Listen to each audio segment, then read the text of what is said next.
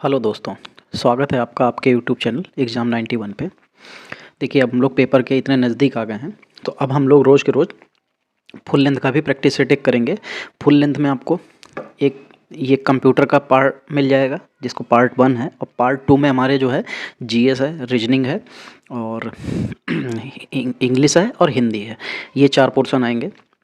तो देखिए, ये 2 पार्ट में आपको मिलेगा। पहले पार्ट में आपको कंप्यूटर मिलेगा, दूसरे पार्ट में आपको वो 4 पोर्शन मिलेंगे। और ये मैं भी आपको 2 पार्ट में ही कराऊंगा। पहला पार्ट एक वीडियो में, दूसरा पार्ट पूरा एक 2 घंटे का एक वीडियो वो। देखिए, इनसे फ़ायदा क्या होगा? इनसे फ़ायदा ये होता है कि जब हम लोग ये इस तरीके के जो प्रैक्टिस सेट करते हैं, इनसे नए नए क्वेश्चंस मिलते हैं और पैटर्न मिलता है कि किस तरीके का पैटर्न हो सकता है। ठीक है, तो आप लोग जितने भी प्रैक्टिस सेट आपको मिलें, आप कहीं से भी उसे ड्रॉप मत कीजिए। आप ज़रूर उसको देखिए, किसी भी तरीके से, कैसे भी आप करिए, कहीं से भी करिए, लेकिन आपको फुल लेंथ का प्रैक्टिस सेट मैं यही सजेशन दूंगा आपको कि आप लोग फुल लेंथ का जो प्रैक्टिस सेट आपको मिले ज़रूर देखिए। ठीक है, देखिए, ये जो आज हम लोग कंप्यूटर करने जा रहे हैं, ये हमारा प्रीवियस ईयर का पेपर है और ये हुआ था 18/10, ये 18 यानी कि 18/10/2018 को ये पेपर हुआ था। ठीक है, ये हम लोगों का ऑफिस असिस्टेंट का जो था, ऑफिस असिस्टेंट थर्ड, ये 18/10/18 को पेपर हुआ था। ये उसी का पार्ट 1 कंप्यूटर है। चलिए, पहला पार्ट देखते हैं क्या है। पहला क्वेश्चन, किसी भी संख्या प्रणाली के आधार को उसका भी कहा जाता है, उसका क्या कहा जाता है? देखिए, अब आप लोग यहाँ पे जब ये क्वेश्चंस देखेंगे तो आपको लगेगा कि हाँ, जो पैटर्न हम लोग यूज़ कर रहे थे उस तरीके से क्वेश्चंस आते हैं। और अगर वही पैटर्न हम लोग फॉलो करते रहें, अभी तक जिन्होंने पुराने वीडियो नहीं देखे वो देखिए, तो आप लोग क्या होगा कि जब ये वीडियोस देखेंगे तो आपको लगेगा कि हाँ, इसमें आराम से 30 नंबर लाए जा सकते हैं। ठीक है, देखिए, किसी भी संख्या प्रणाली के आधार को उसका भी कहा जाता है। क्या कहा जाता है? देखिए, इसका रेडिक्स कहा जाता है। क्या कहा जाता है? रेडिक्स, RADIX, ये इसको रेडिक्स कहा जाता है। ठीक है, क्वेश्चन नंबर 2, RICS का पूरा नाम जो है, इसका पूरा नाम क्या होता है? ठीक, चलिए देखिए, इसका नाम पूरा नाम होता है रेड्यूस्ड इंस्ट्रक्शंस सेट कंप्यूटर। ये क्या होते हैं? Reduce instructions set computer. ठीक, तो इसकी जो फुल फॉर्म हो जाएगी वो क्या हो जाएगी? Reduced instruction set computer. तो इसका कौन से ऑप्शन में दिखाई दे रहा है? ये हमारे पहले ऑप्शन में दिखाई दे रहा है। देखिए, ये जो होते हैं, ये किस तरीके के होते हैं? ये कितने तरीके के होते हैं? जो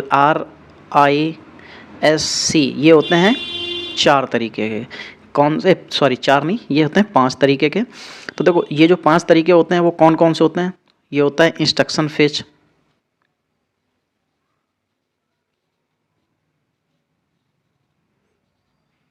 इंस्ट्रक्शन फेच। ठीक, फिर दूसरा होता है इंस्ट्रक्शन डिकोड, यही इंस्ट्रक्शन फिर डिकोड। ठीक, इंस्ट्रक्शन डिकोड, फिर एग्जीक्यूट होता है, फिर मेमोरी एक्सेस होता है, फिर राइट बैक होता है। ठीक है, ये हमारे 5 जो होते हैं, ये 5 इसके स्टेप्स होते हैं। ठीक है, डिकोड हो गया, फिर उसके बाद में हमारा होता है इंस्ट्रक्शंस, डिकोड होता है, फिर एग्जीक्यूट होता है, EXECUT, एग्जीक्यूट हो जाता है। ठीक, फिर चौथा क्या होता है? ये पहला है, ये डिकोड हमारा दूसरा है, ये तीसरा है, ये चौथा जो है, चौथा क्या हो जाएगा? चौथा हो जाएगा हमारा मेमोरी एक्सेस।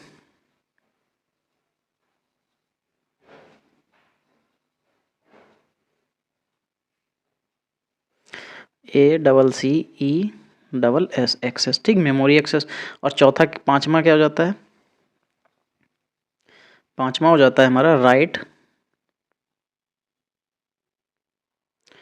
बैक। ठीक, ये 5 तरीके के हमारे इसके सेट होते हैं।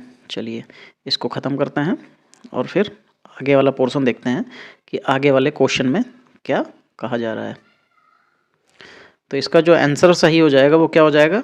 ये पहला आंसर इसका सही हो जाएगा। चलिए, क्वेश्चन नंबर 3, रजिस्टर के आकार को भी कहा जाता है। जो रजिस्टर का आकार होता है उसको क्या कहा जाता है?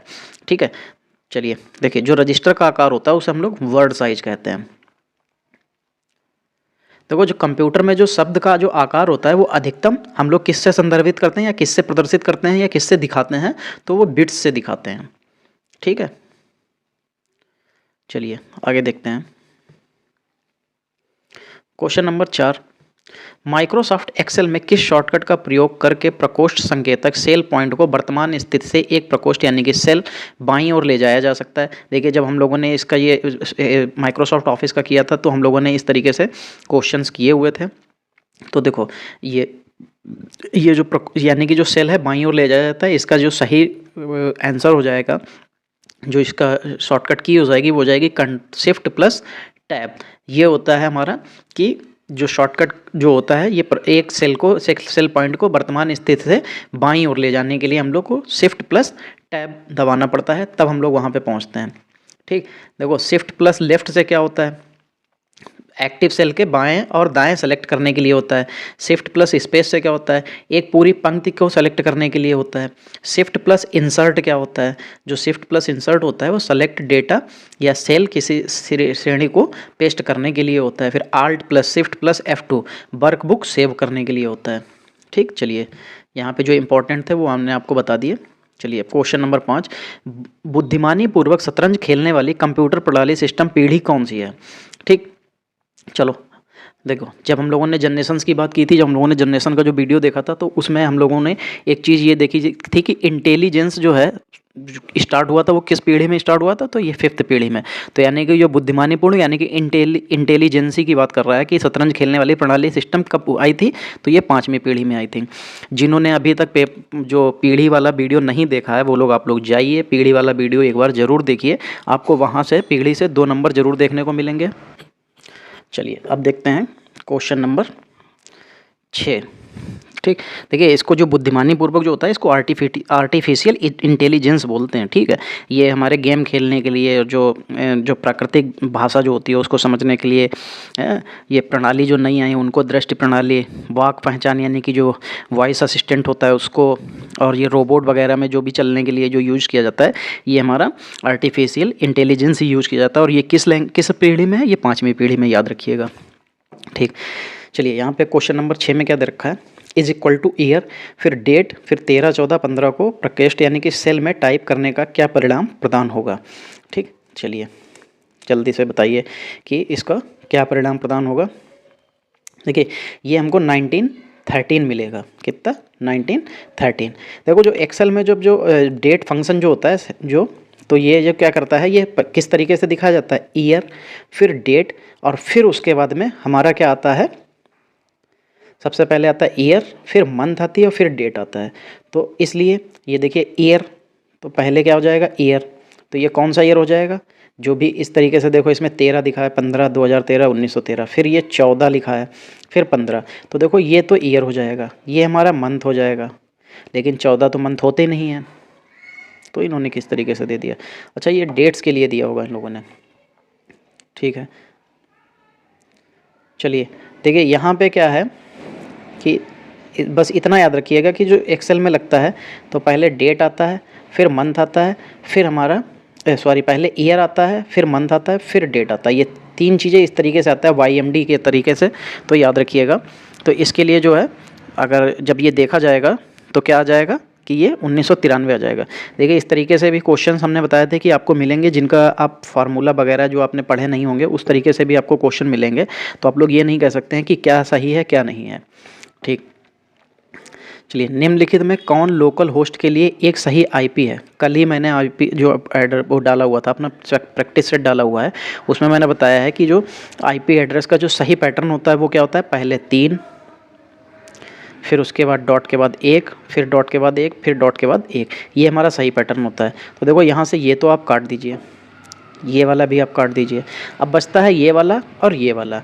ठीक, अब अगर हमसे लोकल होस्ट की बात की जाएगी तो लास्ट में 1 तो आना ही आना है, 0 नहीं आएगा, तो इसलिए इसका 127.0.0.1 ये इसका ये सही हो जाएगा। ठीक, तो इसके लिए सही आंसर क्या हो जाएगा, ये।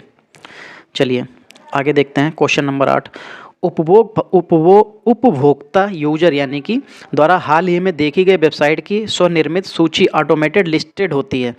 ठीक, देखो इसने ये कहा है कि यूजर द्वारा जो रिसेंटली जो वेबसाइट्स देखी गई हैं उनकी जो एक लिस्ट बनती है उसको हम लोग क्या कहते हैं, ये तो मेरे हिसाब से आप सबको पता होगा क्योंकि मोबाइल चलाते हैं। तो जो हम लोग जैसे गूगल क्रोम में जाएंगे, जैसे हमने गूगल देखा, फेसबुक खोला, फिर उसके बाद ट्विटर खोला, इस तरीके से हमने अगर कोई जो एप्लीकेशंस खोली हैं, एप्लीकेशंस बता रहे जो उसमें वेबसाइट खोली हैं, तो वो जो है उसकी लिस्ट क्या कहलाती है। जैसे हमें ये जो खुल के आ जाएगा Ctrl+H करने से, जब आप लोग गूगल क्रोम में जाएंगे Ctrl+H कीजिएगा तो वहाँ से खुल के आ जाएगा। तो बताइए यहाँ पे ऐसे ऐसे करके खुला होगा तो इसको क्या कहेंगे, ये लिस्ट क्या कहलाती है, ये हिस्ट्री कहलाती है। हिस्ट्री में सारी चीज़ें जो हम लोगों ने ओपन की हुई होती हैं वो सारी दिख जाती हैं। चलिए, फिर 1 गीगाबाइट यानी कि 1 GB की बात कर रहा है, उसमें कितने MB होते हैं। तो मैंने आपको बताया था जब भी कभी बात आएगी तो ये तो याद ही रखना है आपको, ये ज़रूर याद रखना है कि इसी से मिलके सब कुछ बनता है। अब 1 GB में MB पूछा तो यानी कि 1024 MB हो जाएंगे। ठीक है, तो यानी कि इसमें सही आंसर क्या हो जाएगा, 9 का 3 हो जाएगा। ठीक है, चलिए फिर क्वेश्चन नंबर 10 लिखा है MS पावर पॉइंट में विषय वस्तु ऑब्जेक्ट के स्थान परिवर्तन और स्वरूप परिवर्तन को सरल बनाने के लिए कमांड विभिन्न विषय वस्तु ऑब्जेक्ट को एक ही विषय वस्तु ऑब्जेक्ट में एकत्र करता है। यानी कि MS पावर पॉइंट में ऑब्जेक्ट के स्थान परिवर्तन और जो रूप परिवर्तन सरल बनाने के लिए कमांड विभिन्न विषय वस्तु ऑब्जेक्ट को एक ही ऑब्जेक्ट में एकत्र करता है, उसको हम लोग क्या कहते हैं। ठीक है, देखो जब हम लोग बहुत सी चीज़ों को मिला के, जैसे हमने एक ये बना दिया, ये छोटी छोटी चीज़ों को मिला के हमने एक ये बड़ा बना दिया, तो अब इस चीज़ को हम लोग क्या कहेंगे, ये जो गोले के अंदर है ये क्या हो जाएगा, ये हमारा हो जाएगा ग्रुप। क्या हो जाएगा, ग्रुप। तो इसके लिए 10 का हमारा सही आंसर क्या हो जाएगा, ग्रुप। चलिए आगे देखते हैं पेज नंबर 2।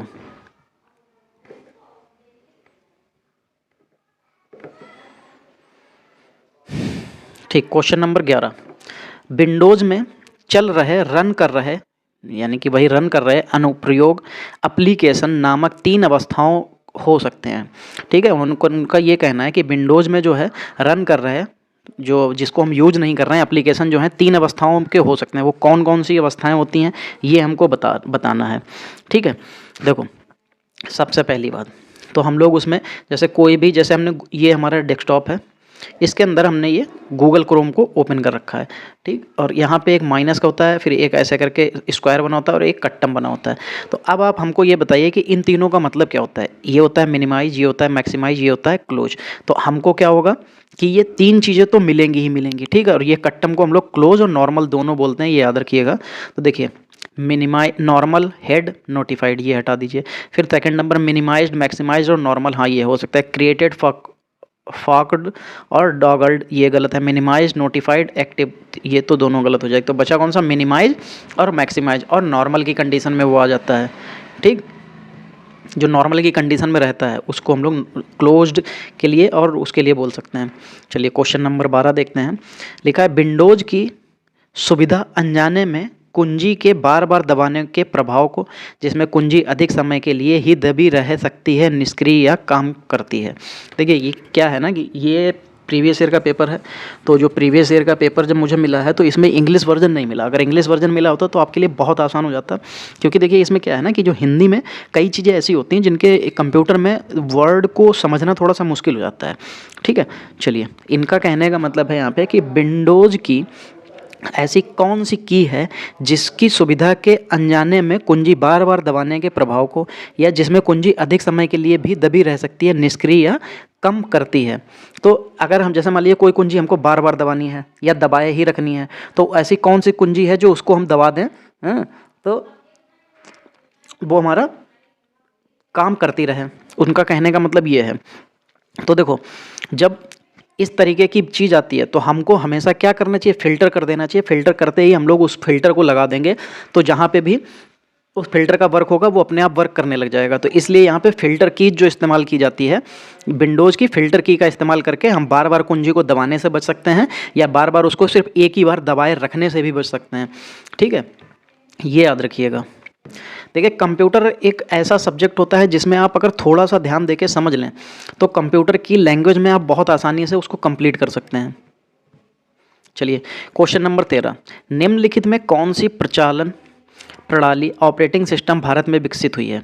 ठीक है, देखिए ये जो हमसे पूछ रहा है कि प्रचलन प्रणाली जो ऑपरेटिंग सिस्टम है भारत में कौन सा विकसित हुआ, तो देखिए भारत में विकसित हुआ था बॉस, BOSS। इसकी फुल फॉर्म होती है भारत ऑपरेटिंग सिस्टम और सॉल्यूशन, ये होता है। ठीक है, तो याद रखिएगा कि जो भारत में ऑपरेटिंग सिस्टम विकसित हुआ था वो कौन सा हुआ था, बॉस, यानी कि भारत ऑपरेटिंग सिस्टम और सॉल्यूशंस। तो इसके लिए सही आंसर क्या हो जाएगा, ये तीसरा वाला। चलिए, जब आप विंडोज़ 7 में एक फ़ाइल को एक फ़ोल्डर में कॉपी करते हैं जिसमें पहले से ही एक ही नाम वाली फ़ाइल होती है तो निम्न में कौन सा विकल्प प्रदर्शित नहीं होता है। ठीक है, चलिए देखिए इसके ऑप्शन सही क्या क्या हैं। प्रतिलिपि बनाएं और बदलें, कॉपी एंड रिप्लेस प्रदर्शित, ये तो खैर होता है। कॉपी नहीं करें, ये भी आता है कि डू नॉट कॉपी। प्रतिलिपि करें लेकिन दोनों फाइलें रखें, ये भी आता है। Keep both files, copy both, keep both files. ठीक, नए फोल्डर में कॉपी करें, ऐसा तो कोई फोल्डर, आप विंडो 7 हो कुछ भी हो, ऐसा तो कोई भी ऑप्शन ही नहीं आता है जिसमें वो तुरंत नए फोल्डर के लिए बता दे। तो यही आंसर हमारा सही हो जाएगा, यही इन तीनों में से गलत है, चारों में से। चलिए क्वेश्चन नंबर 15, एक कंप्यूटर प्रणाली, कंप्यूटर सिस्टम जिसमें दो प्रचलन प्रणालियों यानी कि ऑपरेटिंग सिस्टम। ठीक है, एक कंप्यूटर प्रणाली यानी कि कंप्यूटर सिस्टम जिसमें दो ऑपरेटिंग सिस्टम प्रतिस्थापित यानी कि इंस्टॉल्ड होते हैं, तो इस व्यवस्था को यानी कि इस सेटअप को कॉन्फ़िगर्ड सिस्टम कहलाती है। कैसा ये कॉन्फ़िगर्ड जो सिस्टम होता है, ये कैसा क्या कॉन्फ़िगर्ड सिस्टम कहलाता है, जब उसमें एक ही, इनका कहने का मतलब है एक ही कंप्यूटर सिस्टम में हमारे दो ऑपरेटिंग सिस्टम इंस्टॉल हों, तो उसको हम लोग, ये वो जो सिस्टम होगा उस व्यवस्था को कौन सा सिस्टम हम लोग कहेंगे। चलिए जल्दी से बताइए कि इस व्यवस्था को कौन सा कहते हैं। जब देखिए दो होंगे इसको बोलते हैं डुअल। ठीक, तो डुअल, और जब दो उसमें ऑपरेटिंग सिस्टम होंगे तो इस व्यवस्था को हम लोग डुअल बूट कहेंगे। क्या कहेंगे, डुअल बूट। चलिए, हार्डवेयर और सॉफ्टवेयर के बीच अनुवादक को डिवाइस का उपयोग करता है, यानी कि हार्डवेयर और सॉफ्टवेयर के बीच अनुवादक जो डिवाइस का उपयोग करता है, यानी कि एक ये कह सकते हैं कि कन्वर्टर जो डिवाइस का उपयोग करता है उसे के रूप में जाना जाता है, किस रूप में जाना जाता है। चलिए जल्दी से बताइए कि ये किस रूप में जाना जाता है। ठीक, देखो ये हमारे जाने जाते हैं डिवाइस ड्राइवर के रूप में। किसके, ये डिवाइस ड्राइवर के रूप में जाने जाते हैं। देखो सबसे पहले तो आपको एप्लीकेशन मिलेगी। ठीक, एप्लीकेशन क्या करेगी, एप्लीकेशन यूजर ड्राइवर को इनपुट देगी। ठीक, यूजर ड्राइवर को, और फिर डिवाइस ड्राइवर क्या होगा, जो डिवाइस ड्राइवर होगा ये क्या करेगा, यूजर ड्राइवर से इनपुट लेगा। अब ये कन्वर्ट करेगा, इस जो काम दिया गया था इसको कन्वर्ट करेगा, फिर ये इसको वापस देगा और ये वापस देगी, और एप्लीकेशन क्या करेगी वो हमको बताएगी। तो हार्डवेयर और सॉफ्टवेयर के बीच में अनुवादक का जो सिस्टम होता है उसके किस रूप में जानते हैं, डिवाइस ड्राइवर के रूप में। चलिए क्वेश्चन नंबर 17, निम्नलिखित में कौन एक ऑपरेटिंग सिस्टम का सबसे अच्छा वर्णन करता है, यानी कि कौन है जो ऑपरेटिंग सिस्टम को सही तरीके से दर्शाता है कि क्या होता है। ठीक है, चलो हार्डवेयर घटक, ऐसा तो कोई नहीं है कि ऑपरेटिंग सिस्टम को बस यही, ऑपरेटिंग सिस्टम में हमें हार्डवेयर से कोई मतलब ही नहीं है, तो बात खत्म हो गई। फिर एप्लीकेशन सॉफ्टवेयर, ऑपरेटिंग सिस्टम में एप्लीकेशन सॉफ्टवेयर से भी कोई मतलब नहीं।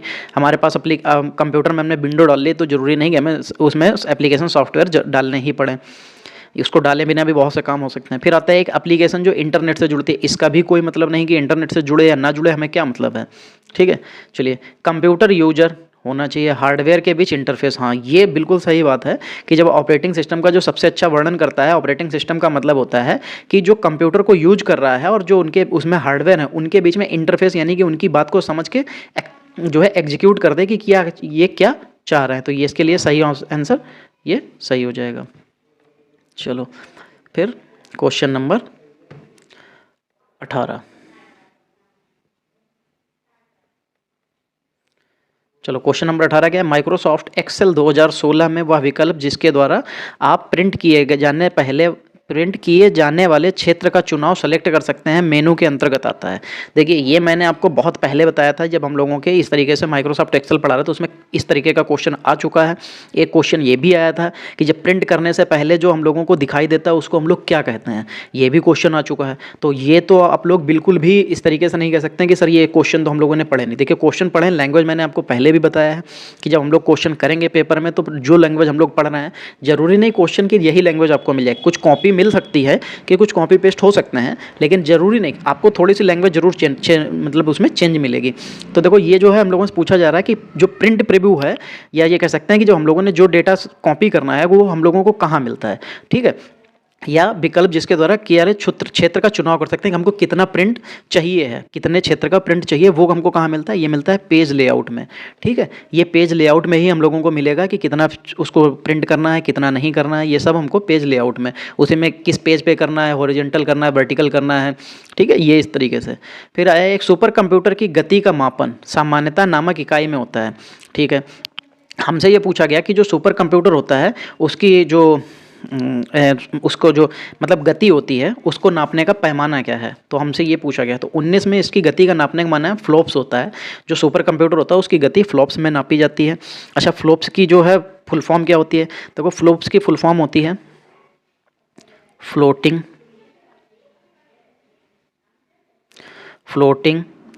पॉइंट, फिर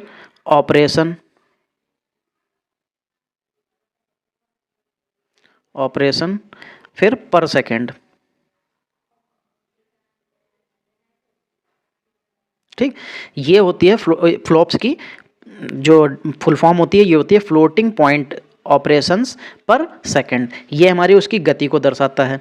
और जो MIPS लिखा है इसकी फुल फॉर्म क्या होती है, इसकी फॉर्म होती है मिलियन ऑफ इंस्ट्रक्शन पर सेकंड। ये MIPS की फुल फॉर्म होती है मिलियन ऑफ इंस्ट्रक्शंस पर सेकंड। चलिए क्वेश्चन नंबर 20। क्वेश्चन नंबर 20 है निर्देश समुच्चय यानी कि इंस्ट्रक्शंस के सेट के आधार पर माइक्रो प्रोसेसर को और में वर्गीकृत किया जा सकता है। ये किस किस में वर्गीकृत किया जा सकता है, देखो जब माइक्रो प्रोसेसर्स जो है यानी कि इंस्ट्रक्शंस के जो सेट के आधार पर माइक्रो प्रोसेसर्स को पहले RICS इसमें जो है हम लोग चेंज करेंगे और CISC इसमें परिवर्तित करते हैं। तो RICS और CISC में वर्गीकृत करते हैं।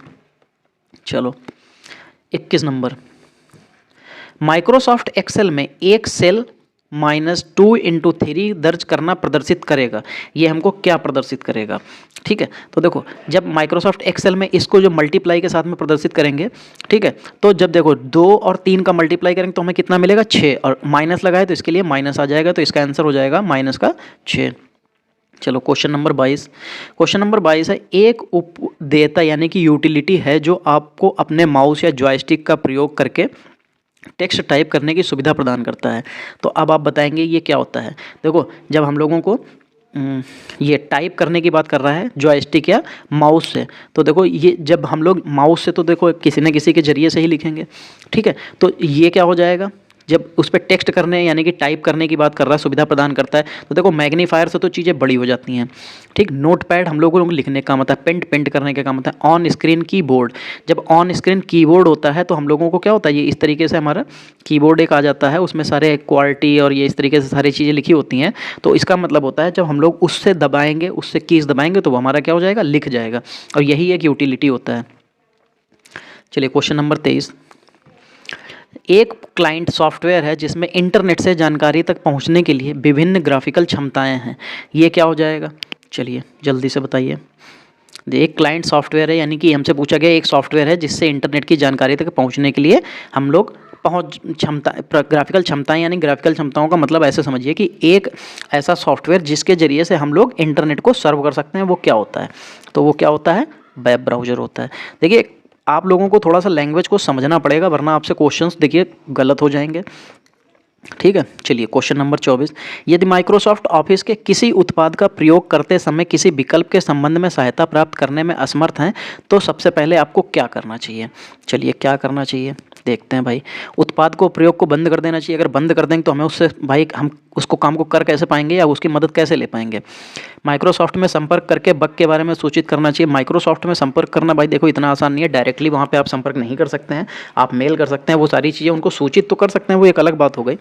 किसी भी विकल्प का प्रयोग नहीं करना चाहिए, ये तो बिल्कुल भी गलत है, इससे तो कोई मतलब ही नहीं। अभी तो हमारे पास एक बी ऑप्शन सही मिल रहा है हमको, बाकी ये गलत हो गया और ये भी गलत है। अब आते हैं अंतर्निहित यानी कि इनबिल्ट हेल्प मेनू पर जाना चाहिए। हाँ ये बिल्कुल सही है, जब हम लोग कोई भी सॉफ्टवेयर यूज़ करते हैं तो वहाँ पे एक हेल्प का ऑप्शन आता है, जब हम उस पर जाएंगे तो उसमें एक फंक्शन पूरा एक जो है पॉपअप खुल के विंडो आ जाती है, उसमें सारे उसके बारे में लिखा होता है। अगर आप उससे संतुष्ट नहीं है तब आप ये काम कर सकते हैं, ठीक है। तो इसके लिए सबसे पहले तो हमको यही करना पड़ेगा। चलो क्वेश्चन नंबर 25। क्वेश्चन नंबर 25 है कि विंडो ऑपरेटिंग सिस्टम में एक उपयोगिता है जो आपको एक नेटवर्क एक दूसरे कंप्यूटर को जोड़ने और उपयोग करने की अनुमति देता है, जैसे कि आपकी निजी मशीन है। ठीक, देखो जब हमसे कहा जा रहा है कि एक कंप्यूटर से कोई दूसरा कंप्यूटर जुड़ना चाहता है और वो जुड़ जाता है, तो उसको जब हम अनुमति देते हैं तब वो जुड़ जाता है, तो इस तरीके को हम लोग क्या कहते हैं?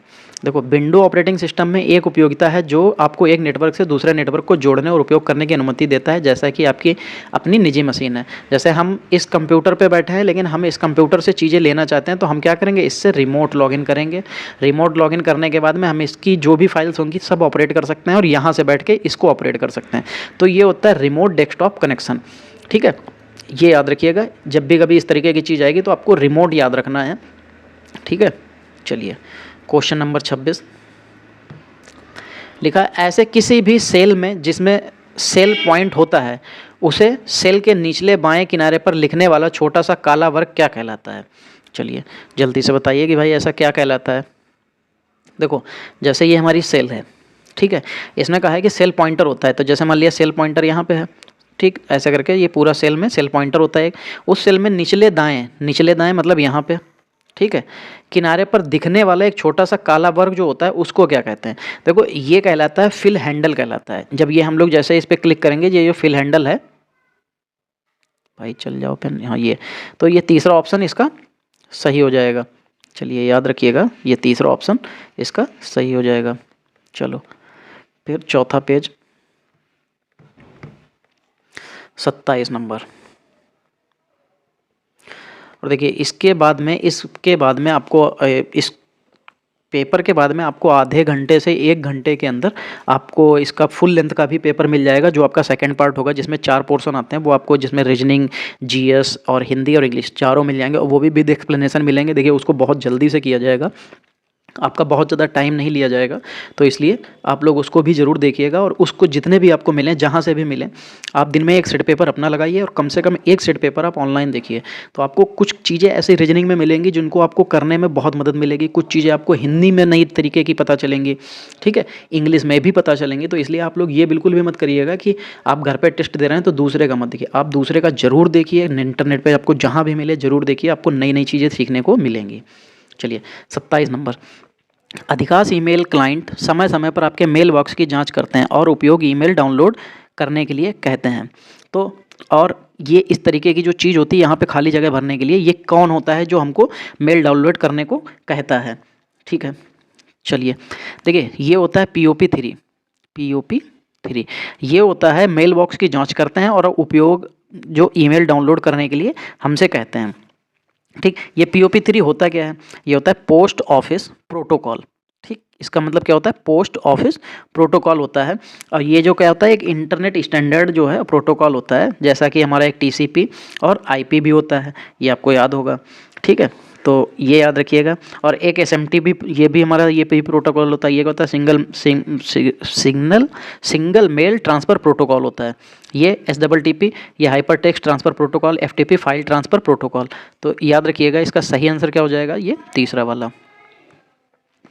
चलिए 28 नंबर, URL का वह भाग जिसमें डेटा होता है जिससे सर्वर पर स्थानांतरित किया जाना और उसे कहा जाता है। यानी कि URL का वह भाग जिसमें डेटा होता है जिसे सर्वर पर स्थानांतरित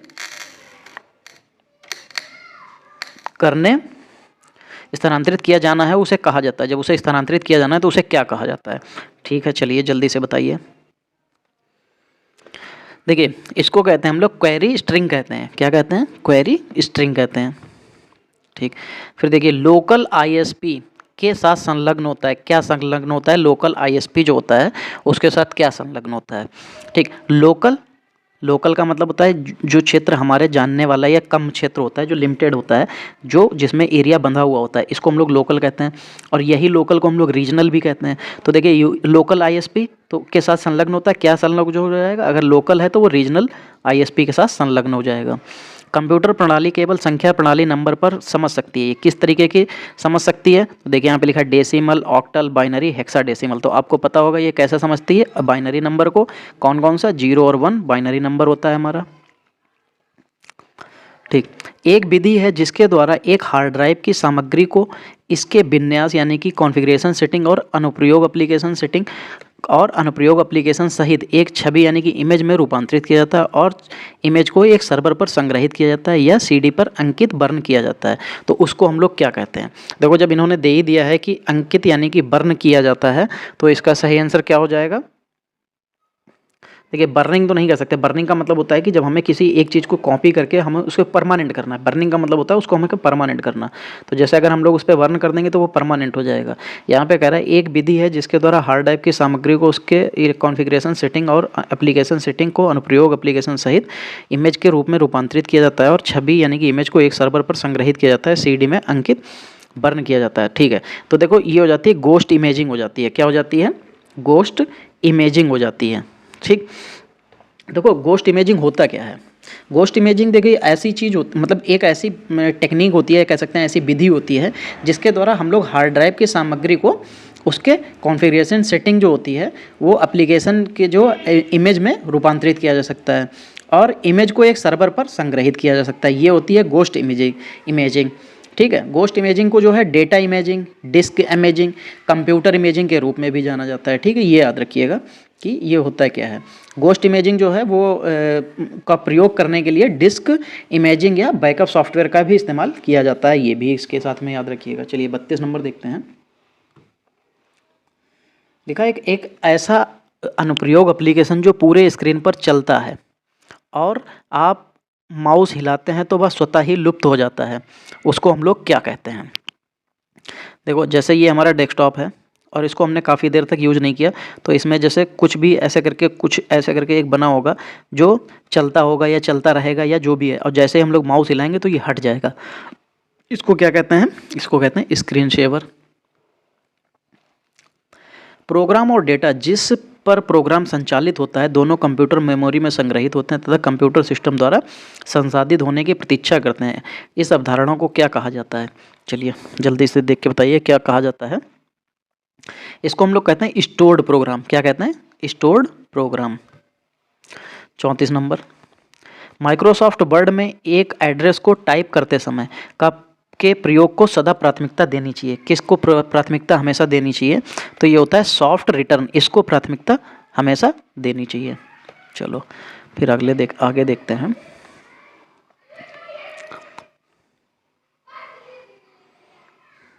जब आप किसी डिवाइस को अपने कंप्यूटर सिस्टम से कनेक्ट करते हैं तो वह स्वचालित रूप से पहचाने जाते हैं और उपयोग करने के लिए तैयार हो जाते हैं।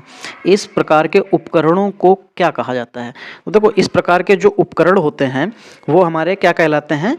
प्लग एंड प्ले उपकरण। यही प्लग एंड प्ले उपकरण का मतलब होता है, क्योंकि ये पहले से उसको जो है कंप्यूटर हमारा उसको जानना होता है और उसको जानने की वजह से वो जैसे हम लोग उसमें प्लग करते हैं वो अपने आप को उसको रन करने लग जाता है। चलिए 36 नंबर, कंप्यूटर सिस्टम लंबे समय तक लगातार उपयोग के बाद थकता नहीं है, कंप्यूटर की विशेषता के रूप में जाना जाता है। कंप्यूटर की जो ये विशेषता है इसको किस रूप में जाना जाता है? ठीक, इसको क्या कहते हैं? लगन, यानी कि डिलीजेंस कहते हैं, इसको लगन कहते हैं। जैसे आपके अंदर किसी काम को करने की लगन होगी तो आप भी उसको करते हुए थकेंगे नहीं। संचायक संचालन का परिणाम संग्रहित करता है। इसका देखिए, संचायक जो है संचालन का परिणाम संग्रहित करता है। क्या हो जाएगा इसका? ये क्या करता है? ALU का काम करता है, यानी कि संचायक संचालन का परिणाम संग्रहित करता है। कौन संग्रहित करता है? ALU, यानी कि अंकगणितीय और तार्किक जो गणनाएं हैं वो संग्रहित करता है। 38 नंबर, क्या हो जाएगा? विकल्प के द्वारा आप प्रिंट किए गए प्रत्येक पेज पर लेबल या हेडर वाले पेज की तरह पंक्ति और स्तंभ दोहरा सकते हैं। ये किस में होता है? ये किस में आप दोहरा सकते हैं? तो ये प्रिंट टाइल्स में हम लोग इसको दोहरा सकते हैं कि प्रिंट टाइल्स विकल्प के द्वारा आप प्रिंट किए गए प्रत्येक पेज पर लेबल या हेडर वाले पेज की एक तरह की पंक्ति और स्तंभ कॉलम को दोहरा सकते हैं। तो ये किस में होता है? प्रिंट टाइल्स में। माइक्रोसॉफ्ट एक्सेल में नॉट इक्वल टू को प्रदर्शित करने के लिए प्रयुक्त होने वाला चिन्ह कौन सा होता है? हमको ये बताना है कि नॉट इक्वल टू इसका जो चिन्ह होता है वो कौन सा होता है। तो देखो नॉट इक्वल टू का साइन जो होता है वो ये स्मॉलर देन और ग्रेटर देन, ये दोनों मिलके हमारा क्या होता है, ये मिलता है तब हमारा बन जाता है कि नॉट इक्वल टू। और इक्वल टू का मतलब होता है इक्वल, जैसे ये लिखा है इक्वल टू है मतलब खाली बराबर का साइन लगा है तो इक्वल टू होता है, इक्वल साइन होता है। अगर ये इस तरीके का लगा है तो इसको हम लोग बोलते हैं ग्रेटर देन, इसको बोलते हैं लेस देन। और अगर हमारे साथ में ये और ये लगा है तो इसका मतलब है कि ग्रेटर देन और इक्वल है। और उसके अलावा फिर हमारे पास आता है, एक सेकेंड रुकिएगा, ठीक।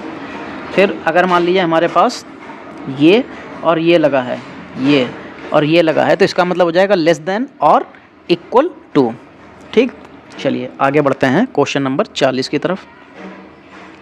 विंडोज़ में की उपयोगिता वर्तमान स्क्रीन में चयनित क्षेत्र के आकार को बढ़ाती है। जैसे ये देखिए, जैसे ये हमारा डेस्कटॉप है और इस पे हमने कोई एक ये है, इसको हमने सेलेक्ट कर रखा है। ये जो एरिया आपको स्क्वायर में दिख रहा है ये सेलेक्टेड एरिया है। तो क्या होगा कि अगर हमको इसका आकार बढ़ाना है तो हम लोग क्या करेंगे, हम लोग जूम करेंगे। देखो जूम करना ठीक है, मानते हैं जूम हो सकता है, लेकिन जूम पूरे पेज को कर देगा। फिर इस ऑन स्क्रीन कीबोर्ड, उससे क्या फ़र्क पड़ेगा, ऑन स्क्रीन कीबोर्ड से तो हम कुछ भी टाइप कर सकते हैं, लिख सकते हैं, ठीक है। मैग्नीफायर का मतलब ही होता है कि जहाँ पे जो चीज़ सेलेक्टेड, अगर हम लोग उस पर जाके मैग्नीफायर करेंगे तो यही एरिया सिर्फ बड़ा हमको दिखाई देगा। तो इसके लिए सही आंसर क्या हो जाएगा, मैग्नीफायर। माइक्रोसॉफ्ट एक्सेल 2016 में एक स्तंभ का अधिकतम लेवल क्या हो सकता है, ठीक है, एक स्तंभ, ठीक। देखिए स्तंभ आपको पता है ये खड़े वाले जो होते हैं ये स्तंभ होते हैं और ये हमारी क्या होती हैं, ये पंक्तियाँ होती हैं, ठीक। तो उसने हमसे पूछा है कि माइक्रोसॉफ्ट एक्सेल 2016 में जो स्तंभ यानी कि कॉलम का अधिकतम लेवल क्या हो सकता है। तो चलिए बताइए कि कॉलम का अधिकतम लेवल क्या हो सकता है। कॉलम का अधिकतम लेवल होता है XFD, ठीक। चलिए याद रखिएगा ये। IBM 370 एक पीढ़ी की कंप्यूटर प्रणाली थी। ये IBM 370 जो हमसे पूछा किस पीढ़ी की जो है प्रणाली थी। तो देखो IBM 370 जो है ये हमारी थर्ड पीढ़ी में आया था, ठीक है, याद रखिएगा थर्ड पीढ़ी में आया हुआ था। देखो प्रथम पीढ़ी में क्या क्या आया था, ENIAC आया था, IDVAC आया था और UNIVAC 1 आया था, ठीक, याद रखिएगा। द्वितीय पीढ़ी में IBM 1401 आया था, फिर UNIVAC PDP 8 आया था और तृतीय पीढ़ी में IBM 360 आया था, IBM 370 आया था, PDP 11 आया था, ठीक। चतुर्थ पीढ़ी में क्या आया था, IBM PC, एप्पल PC, ये हमारे सब आए थे। और पंचम पीढ़ी में क्या था, IBM नोट आया था, book, platinum PC, super computer, ये हमारे कब आए हैं, ये पाँचवीं पीढ़ी में आए हैं, ठीक है। तो याद रखिएगा इस तरीके का क्वेश्चन आपको देखो पीढ़ी से रिलेटेड आपको क्वेश्चन खूब देखने को मिलेंगे। मैं अभी जब से मैंने ये पढ़ना स्टार्ट किया मैं तब से कह रहा हूँ कि आपको फुल फॉर्म्स और शॉर्टकट कीज़ और जनरेशन से रिलेटेड आपको देखिए 2 से 3 क्वेश्चन मिल जाएंगे। शॉर्टकट कीज़ के आपको 2 से 3 क्वेश्चन मिल जाएंगे और फुल फॉर्म का 1 या 2 वीडियो क्वेश्चन देखने को मिलेगा ही मिलेगा। तो आपको टोटल लगभग यहाँ से 7 से 8 क्वेश्चन देखने को मिलना है। तो अब मैंने तीनों के वीडियो डाल रखे हैं, आप लोग जाइए उन तीनों वीडियो से विजिट कीजिए, देखिए और समझिए, आप उसको छोड़िए मत, क्योंकि आपको अगर 7 क्वेश्चन में अगर आप यहाँ पर 7 के 7 सही कर लेते हैं तो आपको सिर्फ 13 नंबर ही चाहिए पास मार्किंग के लिए। तो याद रखिएगा, तो इसलिए ज़रूर जाइए और उसको देखिए जाके। चलिए क्वेश्चन नंबर 43, माइक्रोसॉफ्ट वर्ड में कुंजी संयोजन प्रवेश संकेतक इंस्ट्रक्शन पॉइंट के पीछे बाईं ओर शब्द को हटा देता है। इनका कहने का मतलब है वो शॉर्टकट कीज़ बताइए जिसकी वजह से हम लोग बाएं तरफ से शब्द को हटा सकते हैं, किसमें, माइक्रोसॉफ्ट वर्ड में। और देखिए इसकी लैंग्वेज चेंज होके ही हम लोगों ने ये क्वेश्चन कितने बार किया आपको याद होना चाहिए, ये हम लोग कितने बार कर चुके हैं, ठीक। तो देखिए इसके लिए होता है CTRL यानी कि कंट्रोल प्लस जो बैक स्पेस होता है, ठीक। इसको दबाते ही हमारा क्या होता है, जो पीछे बाईं ओर से जो होता है वो शब्द हटना लगता है, ठीक, बाईं ओर की तरफ हटने लगता है। तो याद रखिएगा कंट्रोल प्लस बैक स्पेस होता है। अब जब हम लोग अगर कंट्रोल प्लस डिलीट करेंगे तो वो दाईं ओर से हो जाता है, ठीक है, ये याद रखिएगा। दोनों होते हैं हमारे, बैक स्पेस और डिलीट दोनों होते हैं, लेकिन दोनों में अंतर क्या है कि जब बैक स्पेस लेते हैं तो वो बाईं ओर से और कंट्रोल के साथ डिलीट लेते हैं तो वो हमारा दाईं ओर से, ठीक है, याद रखिएगा। ये क्वेश्चन हम लोग बहुत बार अपने सेट पेपर में कर चुके हैं, तो आप लोग थोड़ा सा जो भी सेट पेपर पुराने हैं उनको रिवीजन ज़रूर कीजिए। फिर लिखा है 44 नंबर में, क्लिक लॉक विकल्प द्वारा आप माउस बटन को दबाकर रखे बिना हाईलाइट या ड्रैग कर सकते हैं। तो ये देखिए क्या होता है इसको, ठीक। देखो जब जब हम लोग क्लिक लॉक द्वारा जो है माउस बटन को दबाकर रखेंगे तो बिना हाईलाइट या ड्रैग कर सकते हैं। ठीक है, तो जब इसमें लिखा ही है क्लिक लॉक विकल्प द्वारा आप माउस बटन को दबाकर रखे बिना हाईलाइट या ड्रैग कर सकते हैं, तो किसके द्वारा? तो क्लिक लॉक के द्वारा। ये तो आप इसके देखिए, इस क्वेश्चन का आंसर आपके क्वेश्चन में ही था। ठीक है, बस देखने की बात होती है कि हम लोग इसको किस नज़रिए से कैसे देख रहे हैं। ठीक है, चलिए आगे देखते हैं लास्ट पेज और कुछ हमारे लास्ट के 5 क्वेश्चन। चलिए, लिखा है माइक्रोसॉफ्ट एक्सेल में यदि आप प्रकोष्ठ यानी कि सेल में किसी संख्या को एक पाठ्य टेक्स्ट के रूप में प्रविष्ट करना चाहते हैं तो आपको इस संख्या से पहले एक उपसर्ग के रूप में लगाना चाहिए। क्या लगाना चाहिए? हमको ये बताना है। देखो, जब भी कभी इस तरीके की बात आती है कि अगर हम संख्या को एक मतलब पाठ्य टेक्स्ट के रूप में पढ़ना चाहते हैं, वो उसे टेक्स्ट के रूप में, उसे नंबर के रूप में नहीं, टेक्स्ट के रूप में पढ़ना चाहते हैं, देखिए एपोस्ट्रॉफी का साइन लगाना पड़ता है, तो हम लोग उसको ऐसा पढ़ सकते हैं। तो उससे पहले जैसे कोई ये लिखा एपोस्ट्रॉफी 3, तो अब ये क्या हो जाएगा, अब आप इसको हम लोग टेक्स्ट के रूप में पढ़ेंगे। ठीक है, ये टेक्स्ट के रूप में प्रविष्टि हो जाएगा। तो यानी कि उससे पहले जो लगाना पड़ेगा संख्या से पहले क्या लगाना पड़ेगा? एपोस्ट्रॉफी। चलिए 46 नंबर देखिए, 46 नंबर में लिखा है कि वर्ल्ड वाइड वेब के लिए एक टेक्स्ट ब्राउज़र है। तो वर्ल्ड वाइड वेब यानी कि www जो है हमारा, उसमें किस में लिखा जाता है कि टेक्स्ट ब्राउज़र कौन सा हो जाएगा उसका? तो ये हमारा लिखा गया था लिनक्स में। ठीक है, लिनक्स में ये वर्ल्ड वाइड वेब जो है लिखा गया था। चलिए क्वेश्चन नंबर 47, जब आप किसी फाइल को ड्रैग करके एक एग्जीक्यूटेबल फाइल यानी कि .exe में ड्रॉप करते हैं तो विंडोज़ क्या करती है? देखो, .exe फाइल आपको एग्जीक्यूटिव फाइल होती हैं, और जब हम लोग इनको क्या बोलते हैं कि जब इन्हीं को हम लोग अपने कंप्यूटर में इंस्टॉल करते हैं, यानी कि ये कह सकते हैं एग्जीक्यूटिव फाइल ही हमारी कंप्यूटर की एप्लीकेशंस की जो एक्सटेंशन होता है वो .exe फाइल होता है। ठीक है, तो इसका जो विंडोज़ क्या करती है, उस अनुप्रयोग एप्लीकेशन का प्रयोग करके संचिका फाइल में खोलती है। हाँ, ये बिल्कुल सही है कि जब हम किसी फाइल को ड्रैग करके जैसे मान लिया ये फाइल हमारी, हम इसको माउस की सहायता से ऐसे ड्रैग करके, ये हमारी .exe फाइल है। ठीक है, इसमें क्या करता है, इस फाइल में वो ड्रॉप कर देता है। ये फाइल जाके इसको यहाँ पे इसने ड्रॉप कर दिया, तो वो क्या करेगी, इस अनुप्रयोग एप्लीकेशन यानी कि ये फाइल तो अभी अनुप्रयोग में थी का उपयोग करके फाइल को खोलती है। तो इस फाइल को जैसे मान लीजिए हमको कोई फ़ोटो है।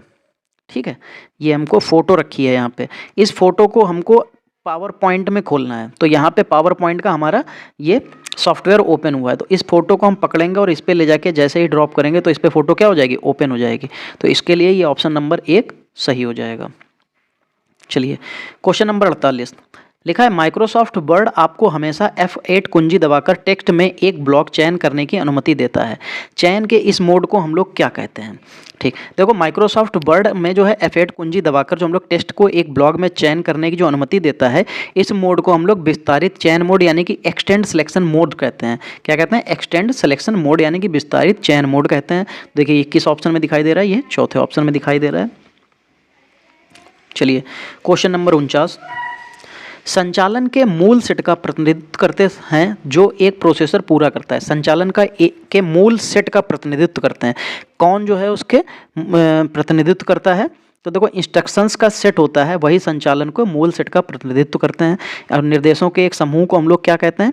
यही हमारा निर्देशों का एक समूह मिलकर एक सॉफ्टवेयर बनाता है। सॉफ्टवेयर ही हमारे संचालन के मूल सेट को प्रतिनिधित्व करते हैं जो एक प्रोसेसर पूरा कर सकता है, वही प्रोसेस करके उसको कंप्लीट करता है।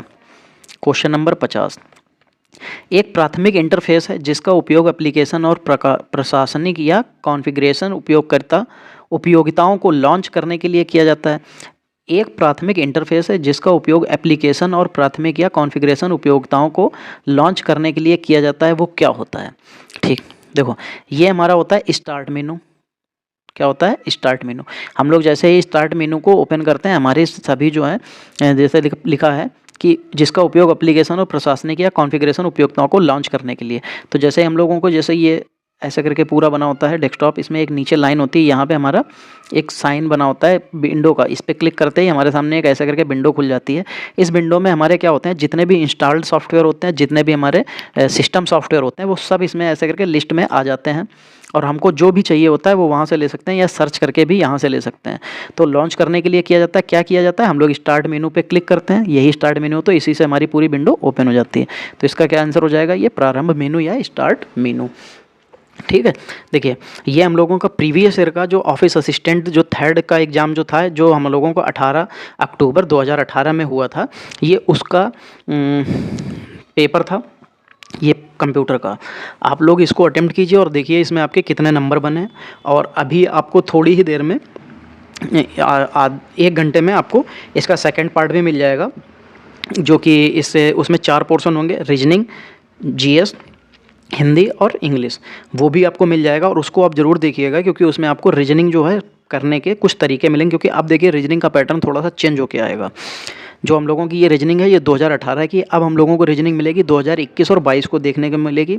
जैसा कि हमारे हर पेपर में अब देखा होगा आपने, रीजनिंग का पैटर्न बदल गया है, तो इसमें भी अभी आपको पैटर्न बदला हुआ आएगा जब हम लोग इसके सेट पेपर करेंगे। अभी तो प्रीवियस ईयर में आप देखेंगे कि किस तरीके से आता है, फिर जब इसके प्रैक्टिस सेट लगाना चालू करेंगे तो वहाँ पर आपको कुछ नई चीज़ें देखने को मिलेंगी। तो इसलिए अभी आप लोग हमसे जुड़े रहिए। जिन्होंने अभी तक चैनल को सब्सक्राइब नहीं किया है वो लोग चैनल को सब्सक्राइब कीजिए, और जो लोग अभी इस वीडियो को देख रहे हैं वो लोग वीडियो को अपने दोस्तों तक पहुँचाइए, शेयर कीजिए, वीडियो को लाइक कीजिए और कमेंट भी कीजिए। चलिए, जो लोग अभी नए जुड़े हुए हैं वो लोग चैनल को सब्सक्राइब जरूर कर लीजिए और नोटिफिकेशन को ऑन कर लीजिए, जिससे आने वाले समय में आपको जो हमारे वीडियो हों वो आपको उसकी नोटिफिकेशन मिलती रहे। चलिए मिलते हैं अगले वीडियो में, तब तक के लिए जय हिंद।